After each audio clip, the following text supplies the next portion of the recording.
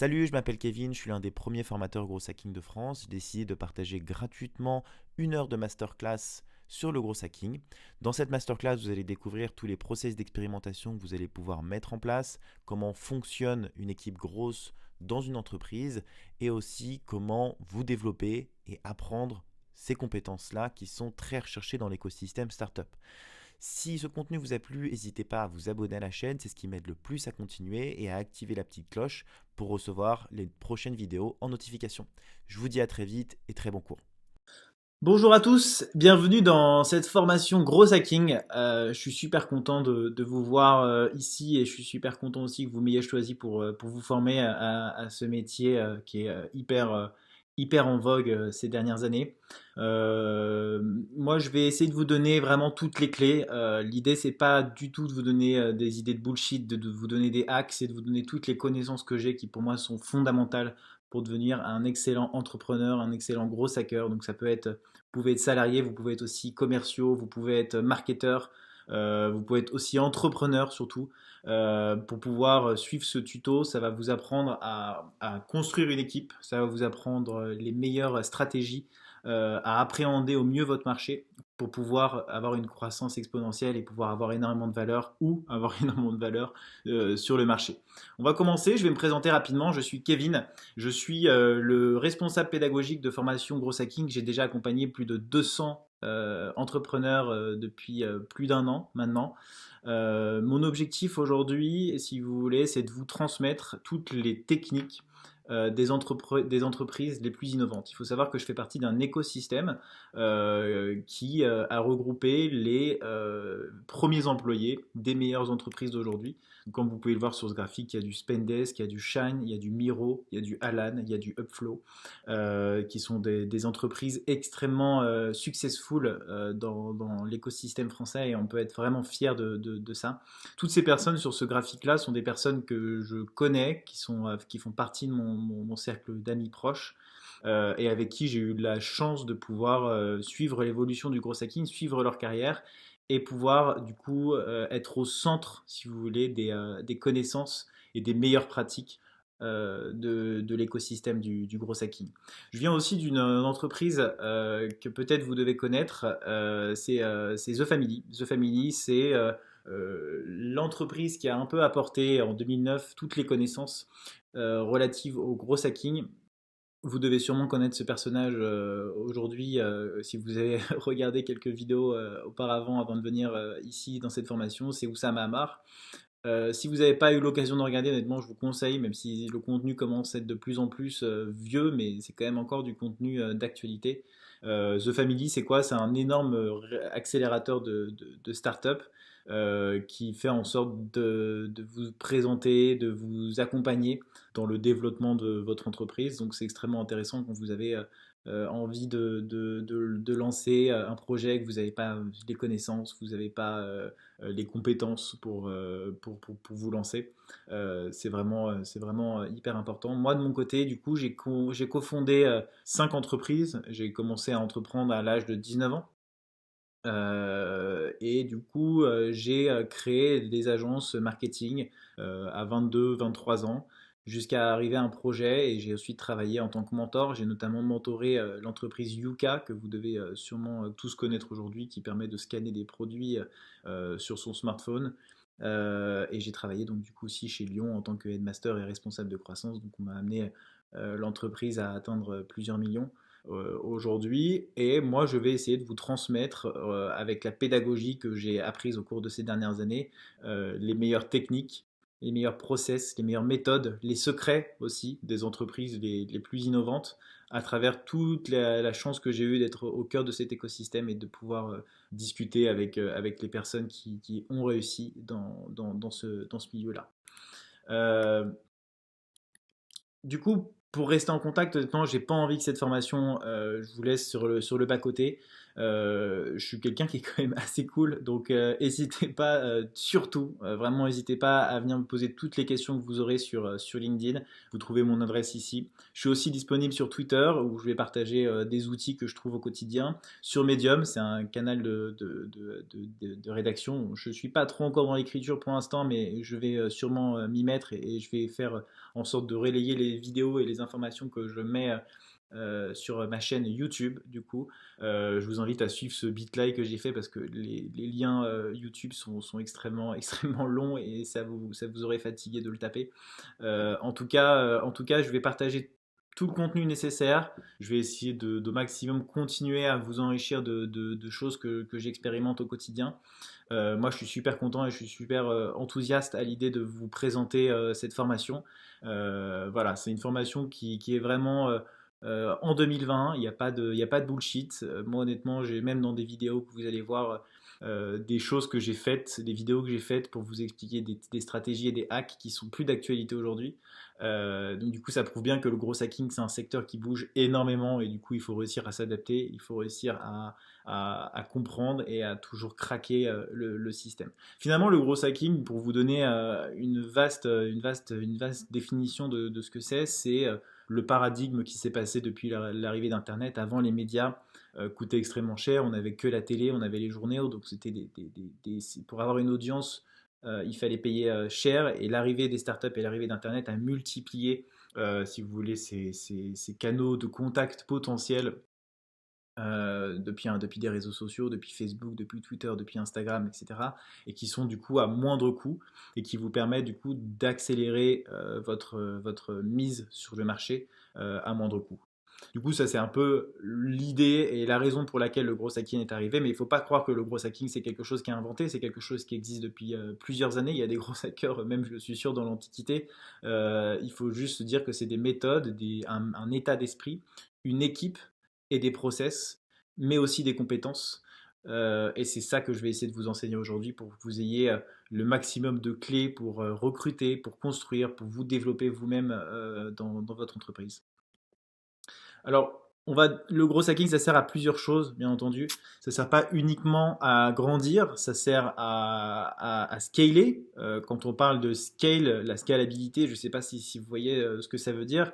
Je vais vous donner une définition qui, pour moi, me parle le plus. Scaler, finalement, c'est de réussir à ce que votre prochain client vous coûte moins cher que le précédent. Pour un exemple qui parle assez bien dans tout ça, c'est l'exemple de Google. Google, il a développé un outil de recherche, donc un moteur de recherche qui lui a coûté plusieurs millions. Et du coup, le premier utilisateur de Google coûte 1 million. En revanche, aujourd'hui, maintenant, il y a plusieurs milliards de personnes qui utilisent Google chaque jour. Donc, par extension, Google coûte de moins en moins cher, si vous voulez. Si je vous donne un autre exemple sur Uber, comment on scale Uber?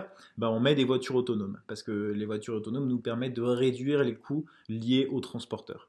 Voilà, donc ça peut vous permettre de scaler votre business. Ça, c'est dans une phase extrêmement importante de votre business. Donc vous commencerez à structurer votre organisation. Ça vous permet d'aller beaucoup plus vite. Ça vous permet d'avoir un avantage concurrentiel non négligeable et vraiment important par rapport à la concurrence. De rester focus aussi, parce qu'avec toutes les process et les méthodes, on est souvent, quand on est dans l'entrepreneuriat ou même dans le salariat, on a plein d'idées, on a plein de sujets, mais on exécute de la mauvaise manière, on est un peu partout, on est dispersé, on n'arrive pas à suivre ce qui fonctionne et ce qui ne fonctionne pas. Donc du coup, moi, mon objectif, c'est aussi de vous donner ce travail que j'ai fait moi aussi, hein, quand j'étais entrepreneur. Dans mes premières boîtes, j'étais un peu foufou, j'allais dans tous les sens et j'arrivais pas à structurer mes idées et structurer mes expérimentations. Du coup, l'idée, c'est de vous donner les process que j'utilise moi. J'ai beaucoup travaillé sur ce process. Ça fait plus de 10 ans maintenant que je bosse dessus. Donc, bien sûr, il sera adaptable à votre entreprise. Moi, je l'utilise pour moi et je l'ai fait en sorte de le construire le plus costaud possible pour que vous puissiez l'adapter en fonction de vos besoins. Ça vous permet aussi, du coup, cette formation de trouver un job. N'hésitez pas, je pense, à le mettre sur votre profil LinkedIn que vous avez fait cette formation. Ça peut toujours parler aux recruteurs. Et puis, je pense que cette formation a quand même une bonne réputation. Moi, je suis toujours, honnêtement, je vais vous saouler avec ça, mais j'ai vraiment envie d'avoir le maximum de feedback sur ce que vous avez appris, ce que vous n'avez pas compris, ce qui a été clair, ce qui n'a pas été clair. Et c'est pour ça que je donne aussi mes réseaux sociaux. C'est pour que vous puissiez venir me parler. J'ai pas envie d'avoir une présentation ni une formation statique. S'il faut passer 10-15 minutes à venir vous parler pour vous expliquer quelque chose, il n'y a aucun souci, venez me voir. Ce sera un plaisir de vous y répondre. Et enfin, Pimp Your Skills, je pense que justement là, vous avez des compétences, peut-être que vous êtes déjà dans un stade avancé, peut-être que vous êtes déjà dans un stade, enfin vous êtes dans un stade un peu plus débutant. En tout cas, l'objectif, c'est de vous donner les outils, de vous donner les bonnes compétences pour pouvoir avoir les niveaux de connaissances aujourd'hui. Je pense fondamentalement que le gros hacking, dans 5 ou 10 ans, tout le monde aura les compétences. Moi, c'est mon objectif, c'est de donner les compétences à tout le monde. Parce que aujourd'hui, si vous n'avez pas ces compétences-là, vous ne pouvez pas survivre dans le monde d'aujourd'hui, en tout cas dans l'écosystème startup et même dans l'écosystème aujourd'hui des grands groupes, on le voit de plus en plus. Il y a de plus en plus de formations dans les écoles aussi qui prouvent ça. Et c'est révélateur finalement que ces compétences sont indispensables aujourd'hui.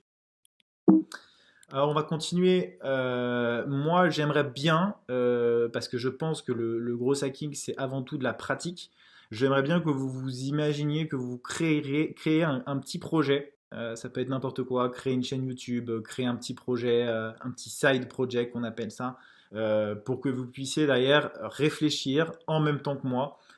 Comment vous développeriez ce projet avec une méthodologie de gros hacking, avec des compétences de gros hacker. Voilà, donc prenez le temps d'y réfléchir. Là, vous n'êtes pas obligé d'avoir l'idée tout de suite. En tout cas, essayez de mijoter dans les quelques jours qui suivent, de réfléchir à un projet. Ça peut être un problème que vous rencontrez au quotidien, ça peut être une idée que vous avez depuis plusieurs années. Et comme ça va vous permettre d'exécuter. Parce que finalement, si je vous apprends que de la théorie, vous n'allez jamais avancer, vous allez apprendre ce que je vous dis, mais vous allez oublier le lendemain. Donc l'objectif, c'est un travail constant. Ce qu'il va falloir pendant cette formation, c'est trois choses. C'est du courage. Il va falloir que vous soyez courageux pour apprendre des choses qui peuvent vous paraître techniques, mais qui au final sont compréhensibles par tout le monde. Honnêtement, moi, je suis pas développeur, je suis pas non plus, enfin, je pense être quelqu'un de tout à fait normal. Je suis curieux et ça c'est quelque chose que je pense que tout le monde devrait être, mais c'est le truc vraiment important, c'est le courage. La deuxième, c'est la constance. C'est-à-dire que si vous abandonnez demain cette formation, vous finissez cette formation et vous abandonnez l'exécution, vous allez tout oublier. Comme je vous l'ai dit, c'est un marché qui évolue extrêmement vite. Il y a tout qui part, il y a des choses qui arrivent ensuite. Parfois, c'est même désespérant, hein. Il y a des hacks qui existaient il y a encore quelques années que je vous raconterai si la chose vous plaît. Bon, je vais vous en donner un par exemple. À l'époque, on pouvait exporter les contacts LinkedIn et avec tous les emails perso des gens, donc c'était juste fabuleux.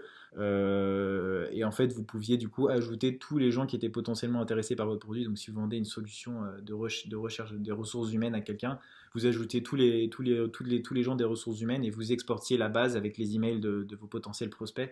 Et donc, vous pouviez commencer un business de manière hyper simple et hyper rapide. Aujourd'hui, c'est plus le cas. Aujourd'hui, vous pouvez plus exporter vos contacts avec les emails. Vous pouvez toujours, mais sans les emails. Et ça, en fait, il y a des stratégies. C'était quelque chose en 3 clics, vous pouviez avoir les emails. Mais il y a aussi des solutions maintenant. On a réussi à s'adapter dans cet écosystème pour trouver des emails, pour trouver des numéros de téléphone perso de vos prospects, pour envoyer des emails, pour créer des séquences et pour pouvoir automatiser votre travail au quotidien. Donc voilà, j'espère que vous arrivez à trouver. Pas de panique. Au pire, si ça vous dit pas de le faire sur un side, le faites pas. Moi, je vous recommande. En tout cas, c'est mon point de vue. Je pense qu'il faut faire 80% de pratique et 20% de théorie. Les 20% de théorie, c'est moi qui ai vous les donner. Les 80 pratiques, c'est vous qui devez les faire.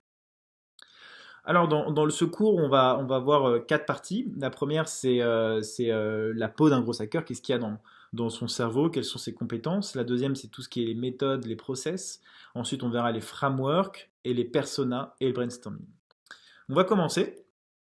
Alors, c'est une phrase que j'aime bien parce que c'est exactement ça en fait. C'est les compétences de votre équipe et vos compétences à vous vont influencer votre croissance.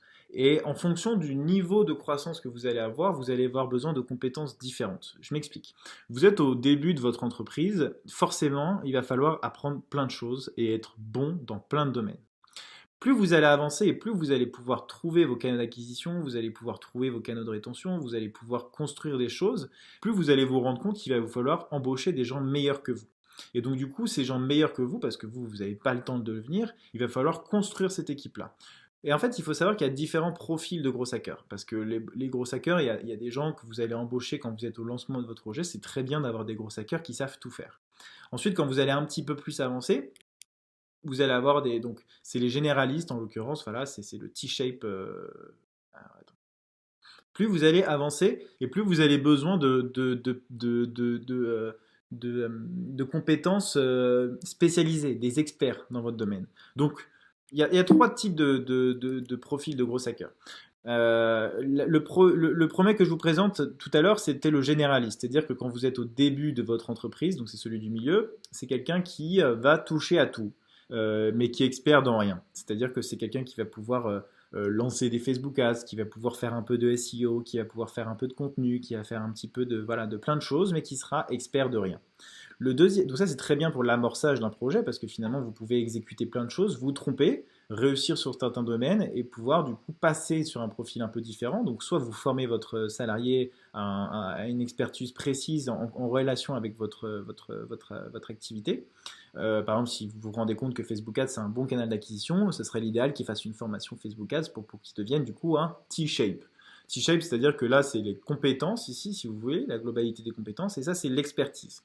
Voilà. Donc en fait, si vous voulez, le T-shape, il est bon partout, mais il est expert dans un domaine.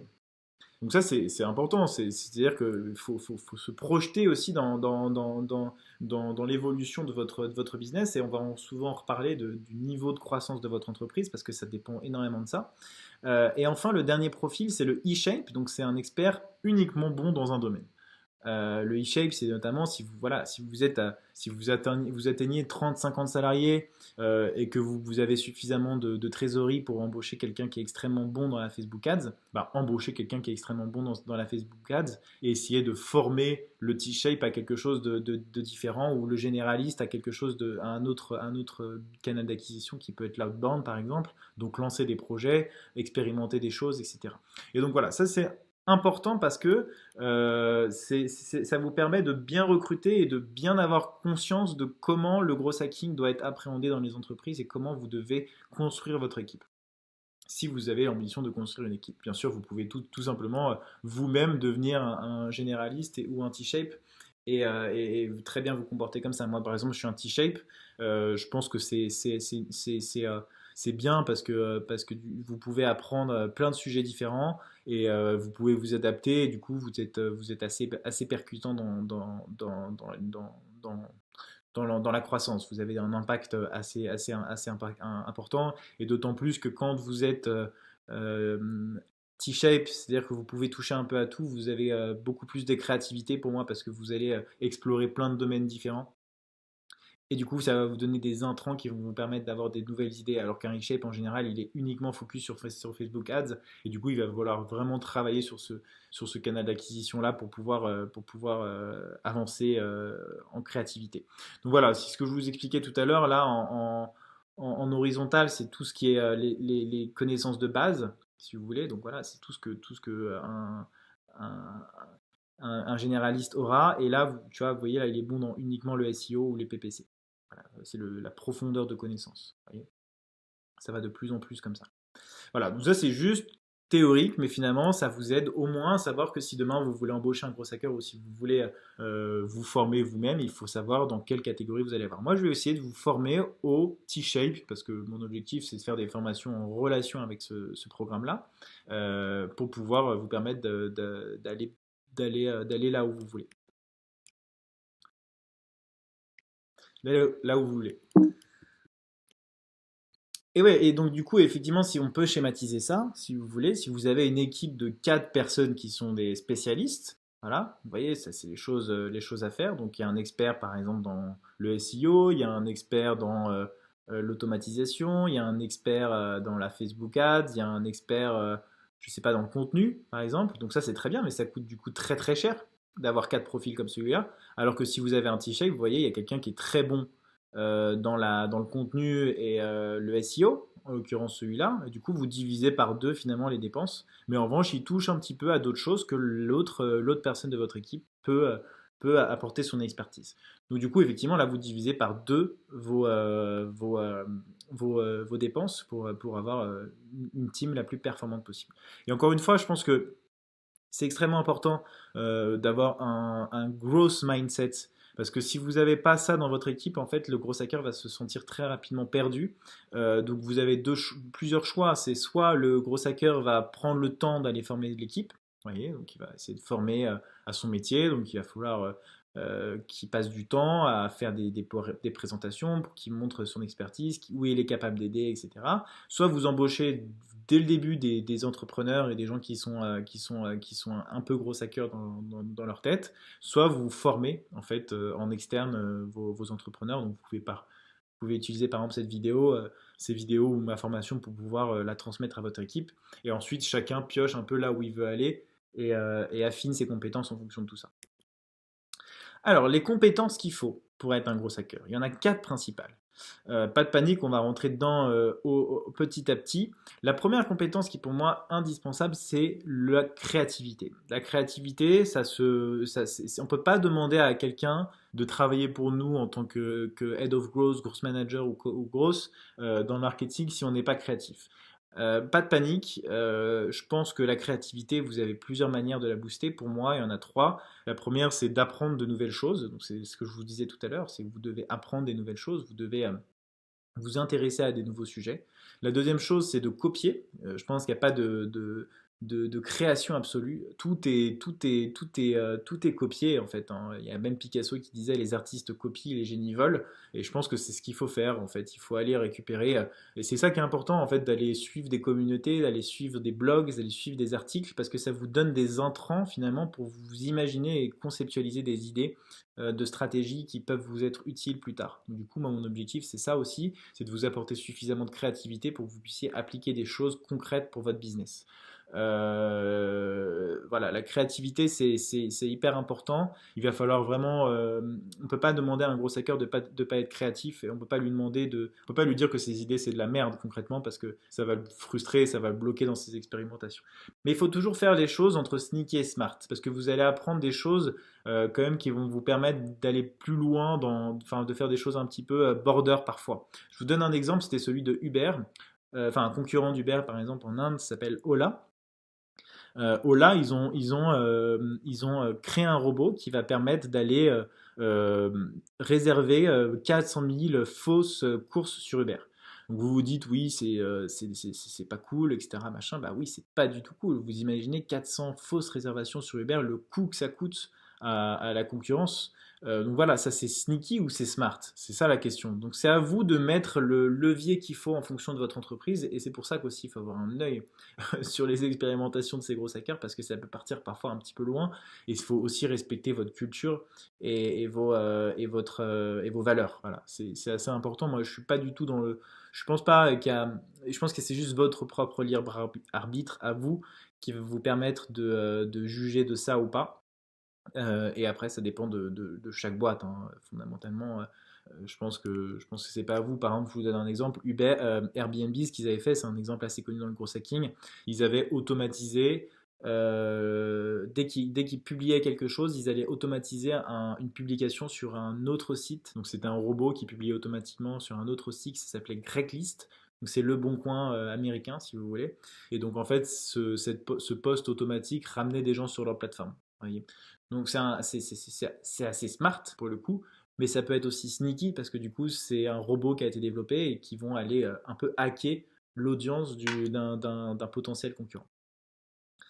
La deuxième chose, c'est la technical marketing. Aujourd'hui, on vit dans un monde où vous êtes à peu près capable de tout faire sans savoir coder. Honnêtement, c'est ce que je disais au début de ce cours. Je pense que les développeurs ont de plus en plus peur, enfin, en tout cas sur des parties de l'amorçage d'un projet. Le no-code, ça prend énormément de place aujourd'hui. Vous allez découvrir tous les outils tout à l'heure. Je pense pas que vous ayez besoin de coder. Je pense que c'est toujours important de connaître un petit peu comment ça fonctionne, d'avoir la logique, mais la logique, vous allez l'avoir en faisant des choses, en expérimentant des choses, et vous allez voir que si vous vous intéressez un petit peu au code plus tard, vous allez voir qu'il y a des similitudes entre la logique que vous aviez et la logique algorithmique. Donc je pense qu'il n'y a pas besoin de savoir coder. Moi, je ne sais pas coder. Enfin, je code ce que je peux. J'ai appris tout seul, mais c'est du bricolage en fait. Et il faut savoir que En général, un dev expérimenté va faire ce que vous voulez faire en 2 heures, alors que vous allez le faire en une semaine. Donc encore une fois, c'est le temps que vous voulez consacrer ou non à développer ou à exécuter. Et d'autant plus que vous allez mettre une semaine, et encore une semaine, franchement, c'est assez, c'est assez raisonnable.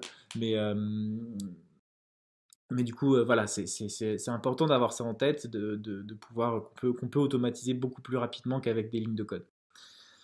Et aussi de comprendre la structure de tout ça. Il y a une extension Chrome que je vous recommande d'installer. L'extension Chrome, un petit logiciel que vous installez sur votre navigateur qui vous permet d'avoir des choses qui se passent sur votre. C'est une application sur votre navigateur Chrome. Encore une fois, je vous conseille Chrome comme navigateur pour cette formation Gros Hacking. Ça s'appelle Product Hunt Chrome, donc vous tapez ça dans Google, je vous mettrai le lien dans la description de ce cours. Finalement, c'est qu'à chaque fois que vous allez ouvrir une nouvelle page, vous allez avoir une liste de nouveaux produits et de nouveaux outils qui vont apparaître devant vous. Et comme je vous parlais d'Intran tout à l'heure, c'est intéressant d'avoir ça qui vous rentre dans la tête et qui vous rentre dans les yeux tous les jours pour pouvoir imaginer des nouveaux scénarios de hack et découvrir des outils et d'être en avant-garde, si vous voulez, sur les nouvelles tendances. Voilà, donc je vous conseille de le télécharger, vous n'êtes pas obligé encore une fois, mais je vous conseille vraiment fortement de mettre pause maintenant et d'aller le télécharger. Après, il ne faut pas se laisser absorber parce qu'on a tendance un petit peu à trop se laisser absorber. Mais en tout cas, Producton, c'est là où tous les outils, c'est là où je fais toute ma curation d'outils. Franchement, c'est l'une des plateformes où il y a tous les outils que vous voulez au monde, du no-code, du code, tout ce que vous voulez. Et vous êtes au courant surtout de toutes les nouveautés, donc c'est très très cool. La troisième chose, c'est la psychologie et le comportement. Il faut savoir que des entreprises comme Instagram, elles se sont montées uniquement en comprenant la psychologie et le storytelling du comportement humain. Il y a des biais cognitifs qui existent et tout ça, ça vous donne un avantage concurrentiel et ça vous fait gagner beaucoup de temps dans la prise de décision et dans la structuration de vos landing pages, donc de vos pages internet, de vos projets, de vos emails même de vos publicités, enfin de tout ça. Il faut comprendre la psychologie de son utilisateur, il faut comprendre comment lui parler, il faut comprendre qu'est-ce qui va le faire passer à l'action. Et ça c'est quelque chose dont je vais vous parler dans ce cours et que vous allez, j'espère, pouvoir utiliser au quotidien. Donc là, je vous donne des petites ressources. Moi, je vais faire des résumés de ces bouquins dans ce cours, vous allez voir. Vous pouvez les lire, honnêtement, mais c'est des livres qui sont pas agréables à lire parce que c'est souvent des chercheurs et donc c'est souvent des livres très longs, voilà, des études en fait sur des humains. Donc il y a souvent des idées qui sortent, mais c'est très long et assez fastidieux à lire. Donc c'est pour ça que je me suis dit que c'était une bonne idée de vous les résumer. D'autant plus qu'il y a des idées principales qui en ressortent et vous n'êtes pas obligé d'aller plus loin que ça. Moi, je les ai lus, mais c'est vrai que au final, il y a des choses qu'on en retient et qui sont suffisantes pour comprendre la logique et pour pouvoir prendre des décisions. Et enfin, la dernière chose, c'est la data et le test permanent. Encore une fois, je vais pas vous faire un pitch sur la data. Il y a plein de choses qui se disent dessus. Je pense que c'est extrêmement important de pouvoir suivre de la donnée, mais c'est extrêmement important de savoir la donnée qu'on va suivre.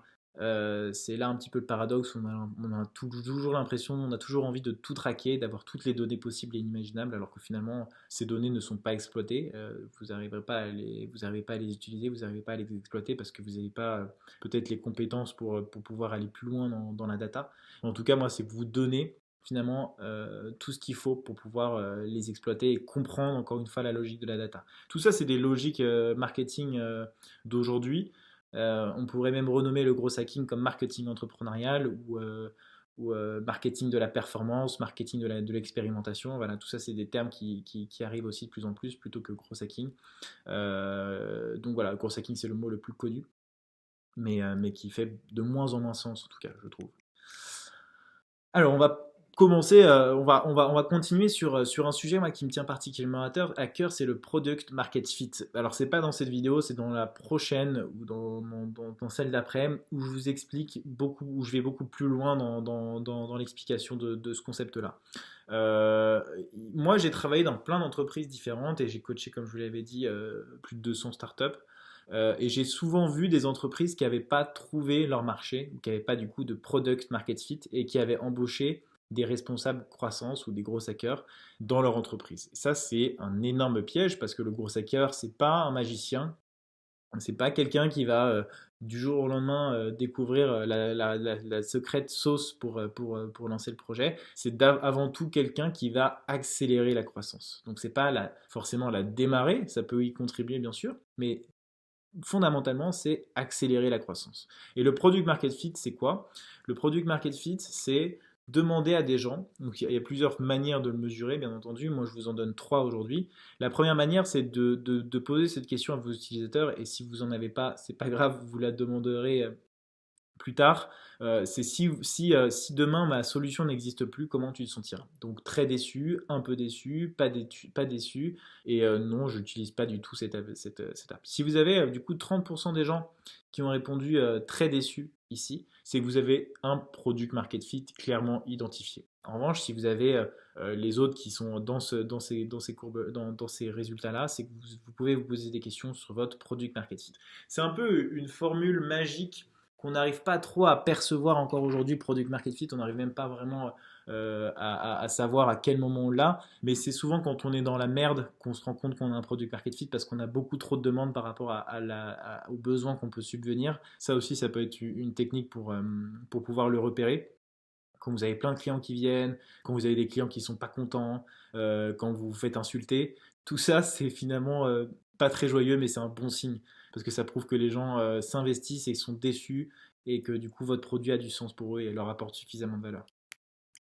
Il y a une deuxième technique pour mesurer le product market fit, c'est le NPS, le Net Promoter Score, si vous voulez regarder sur Internet. Ça consiste à quoi? Ça consiste à envoyer un message. Il y a des outils qui existent que je présenterai dans les cours prochains. Là, c'est juste pour vous familiariser avec cette notion, le Net Promoter Score. Finalement, c'est de demander sur une échelle de 1 à 10 si la personne recommanderait ce produit ou ce service à son ami ou ses collègues. Et donc, en fait, tous les gens qui sont entre 1 et 6, c'est des gens qui sont des détracteurs, donc c'est des gens qui sont pas forcément intéressés, qui n'ont pas reconnu la valeur de votre produit. Ceux qui sont de 7 à 8, c'est des gens qui sont passifs, donc corrects, en fait. Et enfin, ceux qui sont de 9 à 10, c'est des promoteurs, donc c'est des power users. Et là, du coup, c'est intéressant et ça vous donne, du coup, avec cette formule-là, ça vous donne une formule qui vous permet d'avoir un NPS. Le NPS le plus impressionnant, c'est celui de Google, de Apple, pardon, qui est juste incroyable. Et du coup, ça vous permet aussi, dans un deuxième temps, de pouvoir comprendre pourquoi il y a des détracteurs, de pouvoir aller leur parler, de pouvoir marketer votre offre de manière différente avec ces gens-là, de pouvoir les persuader que votre produit a de la valeur pour eux, et donc du coup de travailler sur la valeur de votre produit pour pouvoir les faire devenir des power users, donc du coup des promoteurs. Et moi, je vous encourage avec les promoteurs à vraiment les chouchouter, parce que c'est eux qui vont du coup, vous pouvez clairement travailler sur du referral, donc de la recommandation avec ces personnes-là. Ça vous permet d'identifier ceux qui euh, perçoivent la meilleure valeur de votre produit par rapport à leurs usages au quotidien. Donc il faut aller clairement leur parler, clairement aller savoir qu'est-ce qu'ils font dans la vie, comment ils utilisent la plateforme, quelles sont les choses qui les embêtent, etc. Parce que c'est eux finalement qui vont faire de votre entreprise un succès.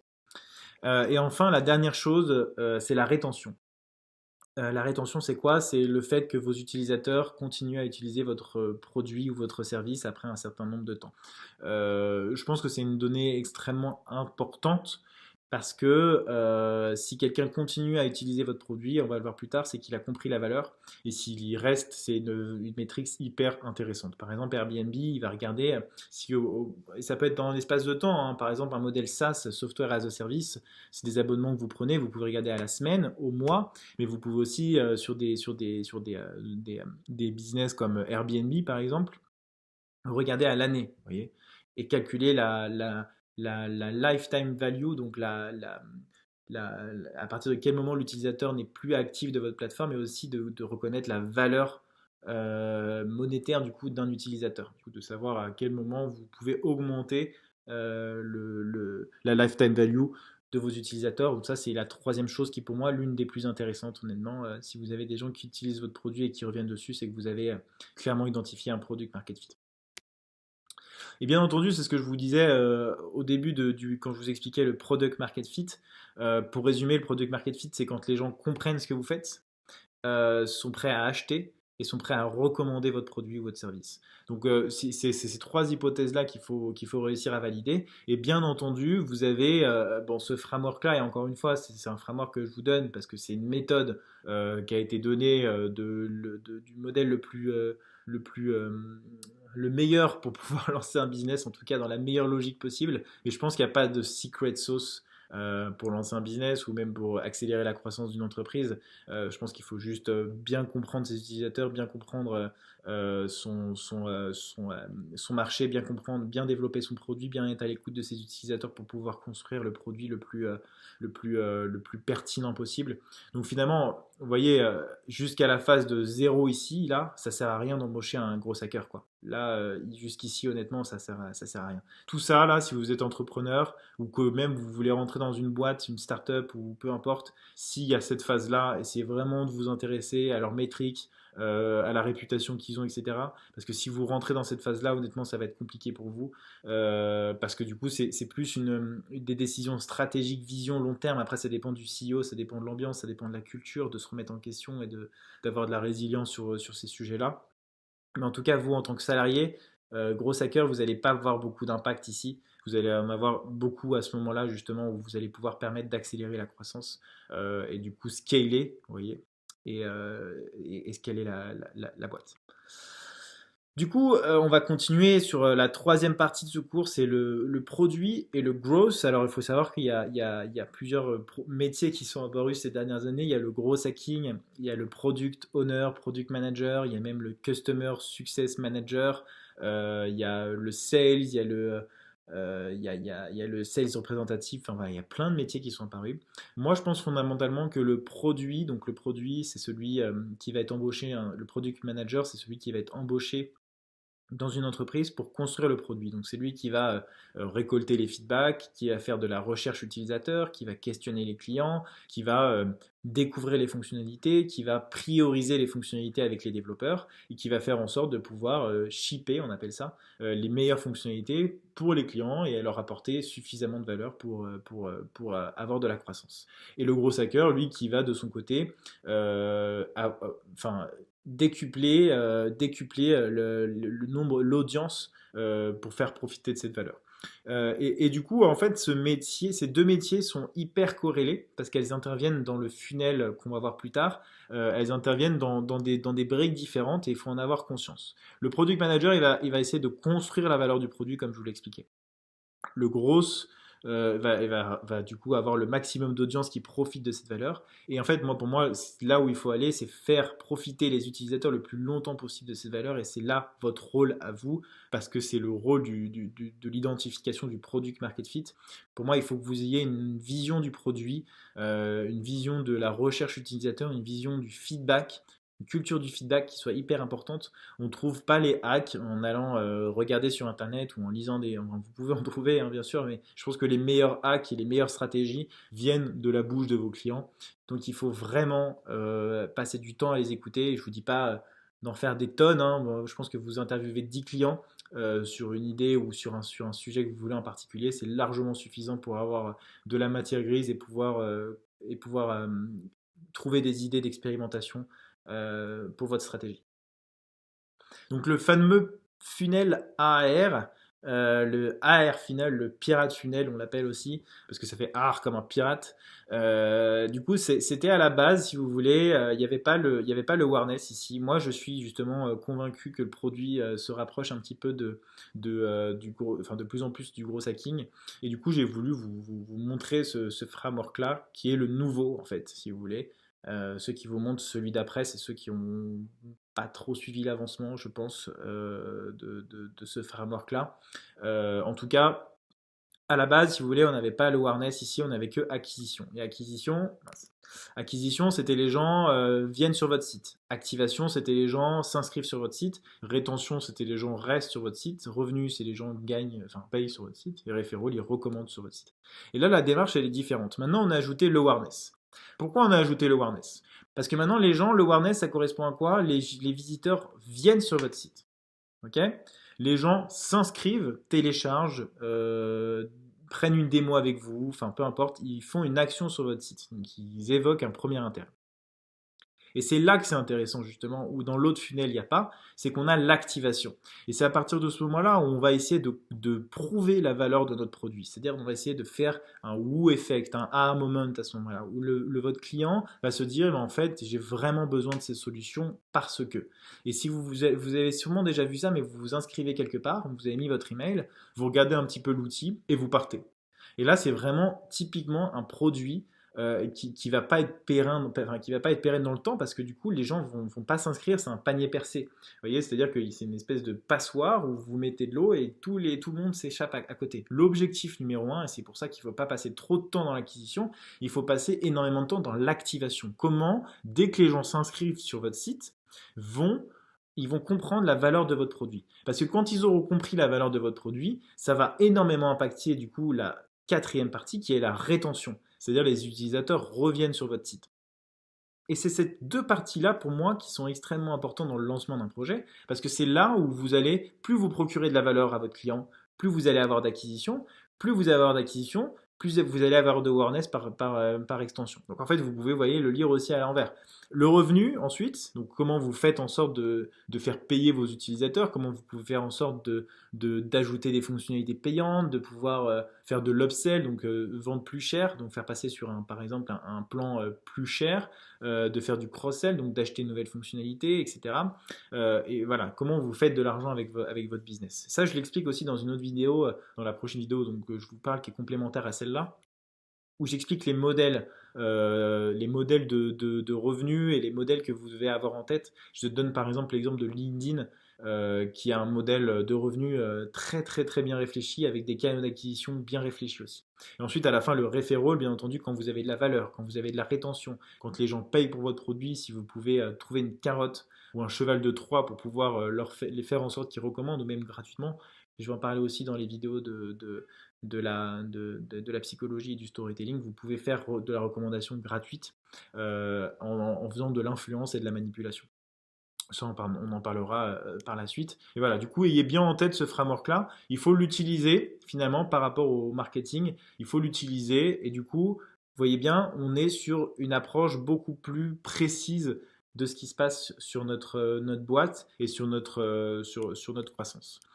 Bien entendu, ce funnel, c'est un framework et une méthode. Donc, encore une fois, vous l'utilisez, vous la modulez comme vous le voulez. Vous pouvez très bien faire apparaître l'activation avant le awareness. Ça, par exemple, je vais vous donner un exemple. Vous arrivez sur un site et vous arrivez tout de suite avec, bah tiens, je sais pas, ça se voit de plus en plus sur les sites en général, tu as gagné 3000 euros, tu vois. Donc du coup là, ça te dit, ah en fait, c'est là, j'ai gagné 3000 euros juste en venant sur ce site, et du coup, je veux en savoir plus, du coup, c'est comprendre pourquoi.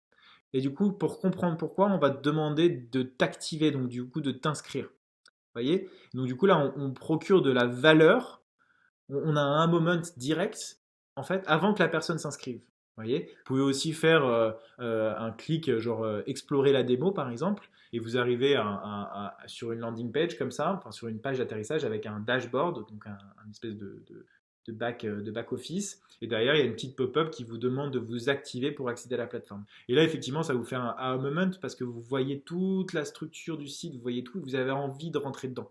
Vous avez envie d'explorer. Donc voilà, encore une fois, c'est totalement modulable. Soyez pas aussi rigide avec vous-même pour pas penser que ça ne l'est pas. Essayez de trouver, il n'y a pas de modèle parfait. Il va être modulable dans le temps, vous allez pouvoir le changer. Il n'y a pas de panique, vous ne prenez pas non plus le chou en vous disant que vous faites mal les choses. Je pense que vous avez encore une fois des intuitions qui sont bonnes, donc juste encore une fois, suivez-les et appliquez-les. Alors pour un peu résumer la différence entre le growth, le marketing et le produit, le marketing va se concentrer sur les deux premières lettres du pirate funnel, donc l'awareness et l'acquisition. Et c'est pour ça qu'en fait parfois ça va tendre les gros hackers quand on dit que le gros hacking c'est que de l'acquisition, c'est que ce n'est pas que de l'acquisition. C'est effectivement tout ce qui en suit, apporter de la valeur au client, faire en sorte qu'il reste, faire en sorte de gagner plus d'argent et faire en sorte qu'il recommande le produit et justement de rentrer beaucoup plus précisément de manière chirurgicale ou même scientifique finalement dans chaque métrique pour pouvoir les améliorer. Et donc, du coup, le produit, et c'est pour ça qu'en fait, c'est un alliage un peu de ces trois métiers-là, et il y a même encore un alliage autre, ça peut être le sales, par exemple. Vous pouvez très bien vous dire que vous êtes aussi commercial. Un gros hacker peut être commercial aussi. Où là, le produit va essayer, avec le gros hacker, ou s'il n'y a pas de product manager, mais du coup, c'est le gros hacker qui va s'en charger. Mais normalement, c'est le rôle du produit d'aller créer de la valeur, d'aller créer de l'activation, optimiser les parcours, optimiser la rétention et optimiser aussi parfois le revenu. Voilà, donc ça, il faut l'avoir en tête, c'est intéressant. Bien entendu, si vous avez pas les moyens de vous payer des personnes encore, des salariés, au début, bien entendu, c'est l'entrepreneur ou le CEO qui commence à tout faire. Mais c'est intéressant quand même de savoir, de comprendre la structure d'une startup si vous voulez en rejoindre une, parce que ça vous donne aussi une vision de où vous pouvez vous positionner par rapport à ce qu'ils ont. C'est extrêmement intéressant de travailler avec un product manager, par exemple, mais en revanche, il faut qu'il y ait une bonne communication avec le gros hacker pour pouvoir trouver des synergies et des corrélations intéressantes entre les équipes. Voilà, parce que ça peut arriver aussi parfois que la communication ne passe pas très bien avec le product manager. En revanche, si vous n'avez pas de product manager, bah dans ce cas, il faudra être convaincu que c'est ce boulot-là que vous allez devoir faire. Donc, il va falloir faire l'user research, donc la recherche utilisateur, il va falloir faire du feedback. Et du coup, ça, c'est un travail supplémentaire, mais qui est très passionnant, cela dit, mais qui est un travail du coup supplémentaire et du coup qui va vous permettre d'accélérer encore plus votre croissance. Le budget, alors il faut savoir que le gros hacking, c'est pas gratuit.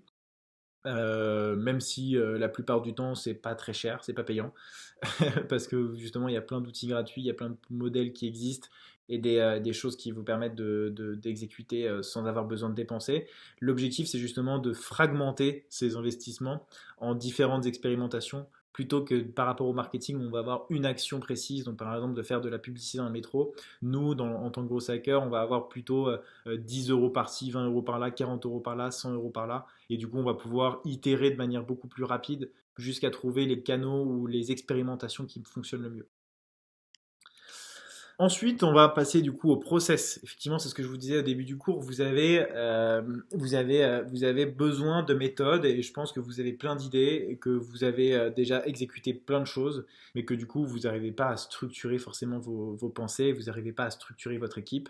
Et ça, c'est vraiment, même si vous cherchez un boulot demain, c'est extrêmement valorisant de pouvoir mettre en place ça dans votre équipe parce que ça va tout de suite mettre l'équipe dans un état d'esprit de growth et ça va vous permettre d'avoir de la valeur tout de suite en arrivant dans votre entreprise. La petite, le point que je voudrais d'aborder ici, c'est comment on travaille la méthodologie du gros hacking. Alors, on a vu le pirate funnel, ok?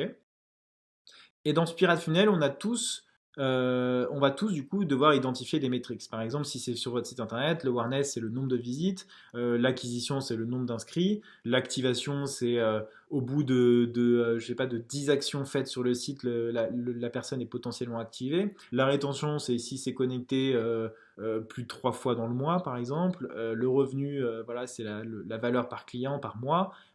Et ensuite le referral c'est le nombre de recommandations qu'il a faites. Voilà, donc là vous avez des métriques. Vous voyez, je viens de vous donner des métriques. Mais ce qui est important, c'est de se focaliser sur une seule et même métrique.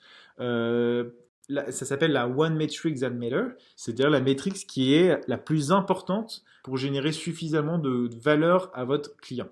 Je vais vous donner, et bien entendu, elle va évoluer en fonction de votre stage, donc pas de panique. Par exemple, bien entendu, vous allez me répondre, oui, mais moi, métrique, ce qui compte, c'est gagner de l'argent. Bah non, c'est pas, ça peut l'être, bien entendu, mais c'est pas en gagnant de l'argent que ça va procurer de la valeur à vos clients. En revanche, si vous me dites, moi, ma métrique, c'est de faire en sorte que les utilisateurs de ma plateforme utilisent mon site, ou ma métrique, c'est de faire en sorte que les gens ajoutent au panier, ou ma métrique, c'est que, je sais pas, les gens m'appellent ou que book un démo, une démo avec vous, là, là, ça a du sens. C'est une métrique qui est intéressante. Et du coup, il faut juste avoir une grosse métrique. Et je vais vous donner l'exemple de Spotify, par exemple. Spotify, son exemple, c'est quoi? C'est comment Spotify va gagner de l'argent en vous faisant rester le maximum de temps à écouter de la musique sur votre plateforme. Donc en fait, ces types de plateformes qui sont monétisées par la publicité et par le contenu, leur objectif, c'est de vous faire rester le maximum de temps sur votre site internet, sur leur application ou leur site internet. Donc l'output et la North Stars Metrics, la One Metric that matter, encore une fois, qui compte pour Spotify, c'est de faire en sorte que vous restez le plus longtemps possible sur cette application à écouter de la musique. Et ça, c'est l'output numéro 1. Et comme vous voyez sur le graphique, il y a l'input de ces métriques. C'est-à-dire, qu'est-ce que je vais mettre en place pour pouvoir améliorer l'output. Et là, par exemple, là, l'objectif, par exemple, c'est de les ramener plus souvent sur l'application. C'est d'augmenter le temps passé par session. Donc ça, c'est les métriques qui sont dépendantes de celles-là. C'est celles-là qu'on va améliorer. Et donc, du coup, par extension, on va trouver des solutions à tout ça. Donc, on va faire des notifications d'artistes. Si un artiste a une nouvelle musique, on va faire de la recommandation. On va créer des playlists, parce que du coup, s'il va découvrir des nouvelles musiques, il va rester plus longtemps. On va lui faire découvrir des nouvelles chansons. Et toutes ces actions-là vont impacter l'input qui elle-même va impacter du coup l'output matrix. Et c'est extrêmement important de se focaliser sur cette matrix-là absolument. Bien entendu, elle va changer, mais il faut que toute votre équipe soit focalisée sur cette donnée-là. C'est celle-là qu'il faut améliorer à ce moment-là de notre boîte. Et il faut absolument consacrer son temps à aller tous dans la même direction ou à diviser en squad. Par exemple, Spotify, ils se sont divisés en squad. C'est une organisation, bien sûr, qui demande d'avoir des équipes monstrueuses. Mais en tout cas, vous, à votre échelle, si vous êtes une petite boîte, il faut structurer et du coup donner une vision pour savoir quelle métrique vous voulez améliorer pour pouvoir la traquer et voir qu'est-ce que je dois améliorer pour gagner de l'argent. Du coup, une fois qu'on a identifié cette métrique, elle est au centre de tout notre process d'expérimentation. Ça, c'est comment ça s'articule en fait, le process d'expérimentation du growth hacking. C'est la fast expérimentation. C'est comment vous allez faire en sorte d'expérimenter un maximum de choses pour trouver le maximum de hacks. Quitte à vous tromper 100 fois, l'objectif c'est de vous en trouver au moins un qui fonctionne. Contrairement à du marketing où vous allez faire une fois tous les 6 mois, là vous en faites 20 fois toutes les semaines. Enfin, 20 fois toutes les semaines, j'ai peut-être un petit peu fort, mais 3 expérimentations par semaine, c'est pas mal. Vous pouvez en faire un ou deux à votre rythme. Il n'y a pas vraiment de règles là-dessus. Encore une fois, c'est en fonction de votre capacité à exécuter et des compétences que vous avez et de l'équipe que vous avez aussi. Donc du coup, la première étape, elle consiste à analyser, donc à soumettre des hypothèses. Donc en 1 ici, si vous regardez, à émettre des hypothèses, donc à dire, bah voilà, moi, ma métrique à améliorer, c'est le nombre de sign-up sur mon site. Du coup, je pense que les gens s'inscriront plus facilement s'ils ont de la social proof. Donc la social proof, c'est des preuves sociales sur mon site internet. Donc il me faut des notations, il me faut des pop-up, il me faut peut-être une pop-up, il me faut des testimonials, il me faut des vidéos clients, etc. Et donc là, on va réfléchir, vous voyez. Donc ça, c'est la deuxième phase. Je suis déjà dans la deuxième phase en train d'essayer de réfléchir. On peut faire des vidéos clients, on peut faire des use cases, on peut écrire des articles, on peut utiliser des outils qui existent pour afficher les notations des gens. On peut mettre des notes sur notre site internet, on peut mettre des commentaires, on peut faire plein de choses. Il y a plein d'idées. Ensuite, une fois qu'on a plein d'idées, on ne sait pas par où commencer, donc il va falloir prioriser, ranker ces idées, savoir, et on va le voir tout de suite après avec un autre méthode, savoir par où commencer et quelles sont selon vous les expérimentations qui ont le plus de chances de marcher.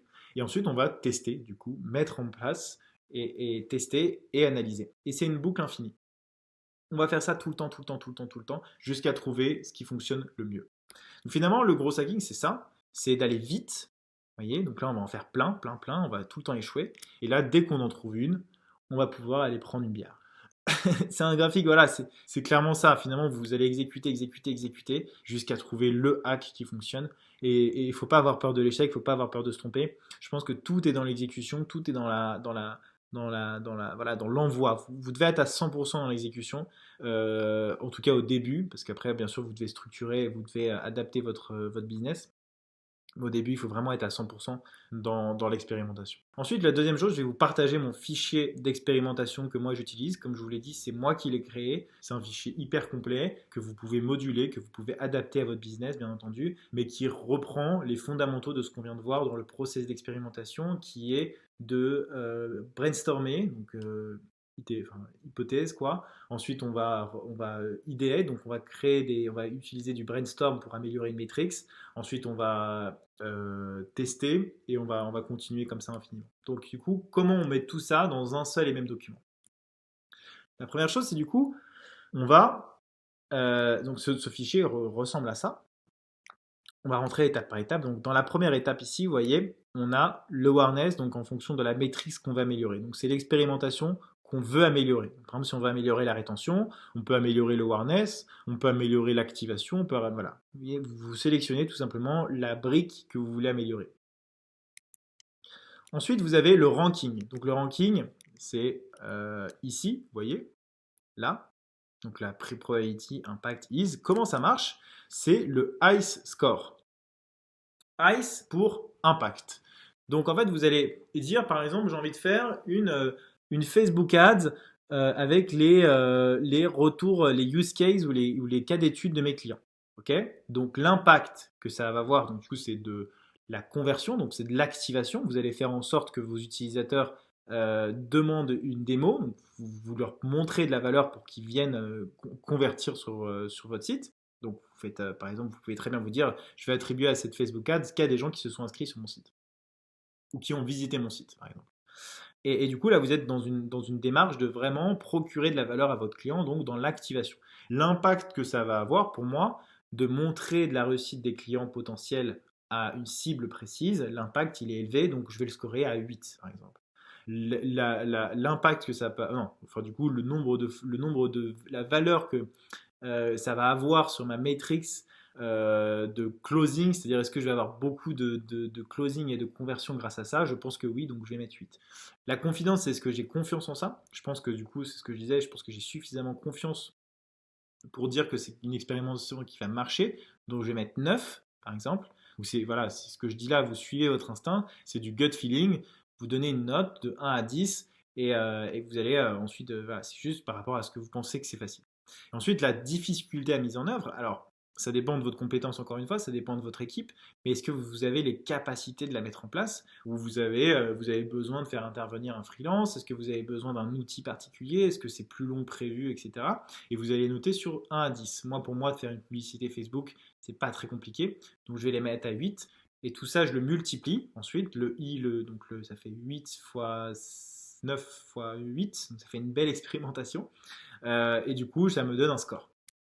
Et ce score, du coup, comme vous pouvez le voir, il apparaît ici. Et vous avez juste ensuite à classer par ordre et à ensuite expérimenter à la suite comme ça et pouvoir prioriser les actions qui vous semblent les plus pertinentes. Encore une fois, c'est du feeling, donc c'est vraiment histoire de ne pas partir dans tous les sens et de pouvoir commencer par les expérimentations qui vous semblent les plus pertinentes pour la matrix que vous avez à améliorer. Donc ensuite, vous avez le statut. Vous pouvez le mettre en running, en success, en fail ou en killed. Le fail, c'est parce que moi, parfois, je fais des expérimentations et je sais que je les ai mal exécutées. Donc, je le garde en fail parce que je me dis, bah, je vais revenir dessus parce qu'il y a un truc que j'ai raté et que je voudrais réexpérimenter. Le kill, c'est que clairement, il n'y a rien à faire. Genre, c'est mort, ça n'a pas marché, c'était une mauvaise expérimentation et je pense que vous allez en avoir beaucoup. Et le running, c'est en cours et le succès, c'est que ça a marché. Après, bien sûr, tous ces trucs, vous pouvez faire un autre fichier et le mettre en Dawn, par exemple. Moi, c'est ce que je faisais. Comme ça vous permet d'enlever ceux qui sont déjà en cours et ceux qui ont déjà marché, parce que sinon vous allez avoir plein d'idées et ça va être vite le bordel. Voilà, bah, j'ai fini pour ce cours. J'espère que ça vous a aidé. Essayez de faire, de télécharger, d'appréhender et d'utiliser le fichier d'expérimentation et surtout de définir vos personas. Essayez, je vous donne pour la prochaine session de réfléchir à 4-5 expérimentations en fonction de votre One Metric ZMader. Réfléchissez bien à celle-là, hein. Honnêtement, peut-être continuer la vidéo de juste après, ça va peut-être encore plus vous inspirer, mais ça va vous donner vraiment des idées très claires sur comment continuer dans ce cours. On va voir ensuite dans la deuxième partie, donc on n'a pas encore fini celle-là, mais dans la partie suivante, ça va être les canaux d'acquisition, où là, on va pouvoir, comme je vous l'avais expliqué, bien prioriser, bien processer le fonctionnement des canaux d'acquisition et découvrir aussi les canaux qui existent. Il y en a beaucoup. Voilà, donc j'espère que ça vous a plu. Surtout, n'hésitez pas à venir me parler sur LinkedIn, à commenter, à noter, à liker. Moi, c'est le truc qui m'aide le plus, honnêtement. D'avoir des retours gentils ou même pas gentils, honnêtement, ça m'aide aussi à améliorer ce cours, ça m'aide aussi à avoir un lien avec vous. C'est pas évident parce que j'aimerais bien être en face de vous aussi parfois, de voir un peu si vous plissez les yeux comme ça, que vous comprenez pas pour pouvoir plus intervenir et rentrer plus profondément dans le sujet. Voilà, n'hésitez pas. Et puis, à bientôt.